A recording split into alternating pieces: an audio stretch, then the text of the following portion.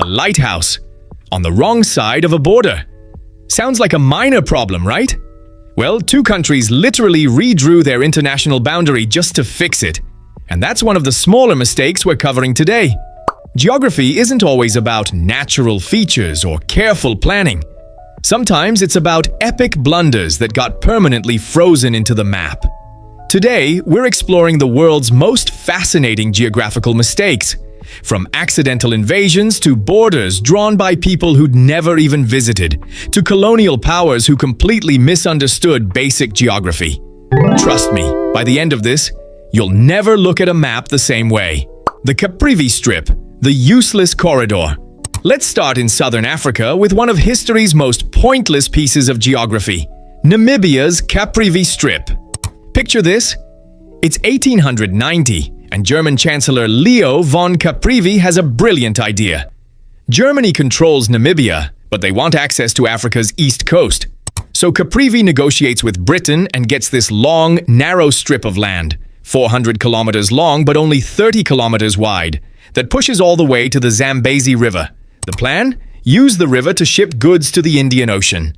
Finally, a water route to the east. There's just one tiny problem. Nobody checked if the river was actually navigable. Spoiler alert, it's not. Victoria Falls, one of the largest waterfalls on Earth, sits right downstream, making the entire river completely useless for shipping.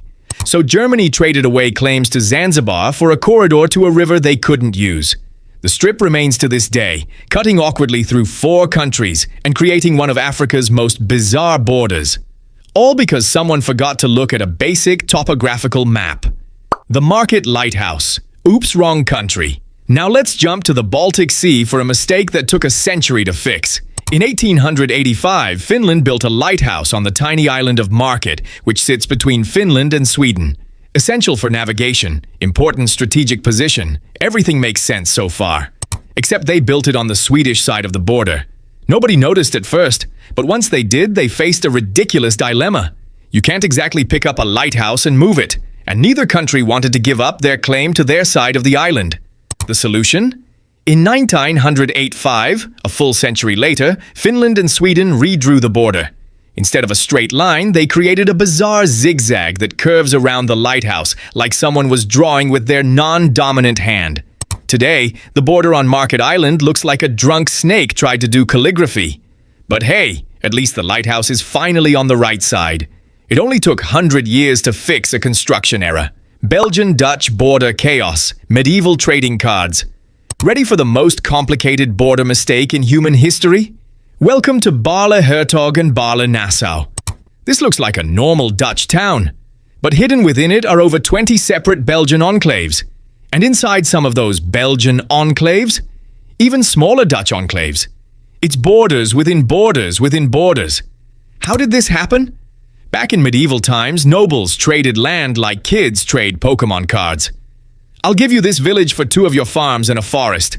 Nobody kept good records. Nobody drew clear boundaries. They just kept swapping properties based on feudal allegiances. Fast forward to 1831. Belgium becomes independent, and suddenly all these scattered medieval land deals become international borders. The result? Absolute chaos. The border literally cuts through houses. Some buildings have the front door in Belgium and the back door in the Netherlands. The border is marked by white crosses in the pavement, and you can cross between countries 5 times just walking down one street. Restaurants used to exploit this brilliantly. When Belgium's closing time laws kicked in, they'd physically move their tables to the Dutch side to stay open later. Because why not? The border runs through their dining room anyway. All because some medieval nobles couldn't be bothered with paperwork. Their trading card system created the most insane international border on the planet. Bir Tawil, the land nobody wants. Most border disputes are about countries fighting for territory. This one's the opposite. Meet Bir Tawil, 2,000 square kilometers of desert that nobody wants to claim. Here's what happened. Britain drew 2 different borderlines between Egypt and Sudan over a century ago. One line in 1899, another in 1902. They're slightly different. Egypt prefers the 1906 line because it gives them more territory overall, but it puts Bir Tawil in Sudan. Sudan prefers the 1899 line because it gives them more territory overall, but it puts Bir Tawil in Egypt. Here's the kicker. If either country claimed Bir Tawil, they'd have to accept the border line that gives them less everywhere else. So both countries just shrug and say, not ours. The result? A legitimate no man's land. No government, no laws, no services. Just empty desert that appears on every map but belongs to nobody. Every so often, someone heads out there, plants a flag, and declares themselves king of Bir Tawil. But since no actual country recognizes it, these kingdoms are basically very elaborate camping trips.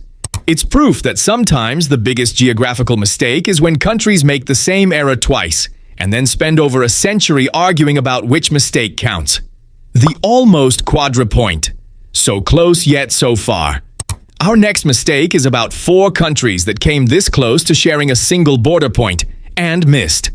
In southern Africa, Namibia, Zambia, Zimbabwe, and Botswana nearly meet at one spot around where the Zambezi and Chobe rivers converge. On most maps, it looks like a perfect 4-country junction. But it's not.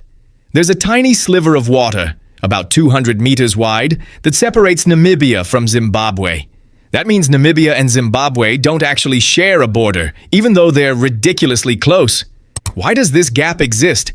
You can thank the Caprivi Strip we talked about earlier. That useless German corridor pushed Namibia eastward, but not quite far enough to touch Zimbabwe. The result is geography's version of so close, but no cigar. Some maps mistakenly show this as a quadripoint, but legally it's 2 separate 3-country junctions crammed together with a tiny water gap between them. It's the almost that makes it fascinating. If Germany had negotiated for 30 more kilometers back in 1890, we'd have one of the world's only 4-country border points. Instead, we got one of geography's greatest near misses. Bolivia, the loophole town. Let's end with a mistake that's actually pretty clever, depending on how you look at it. In 1659, Spain and France signed the Treaty of the Pyrenees.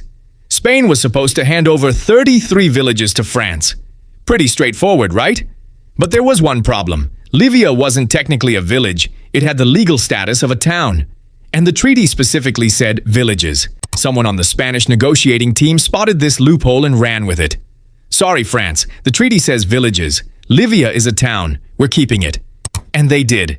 To this day, Livia sits completely surrounded by France, 12 square kilometers of Spanish territory with 9,000 people living inside another country.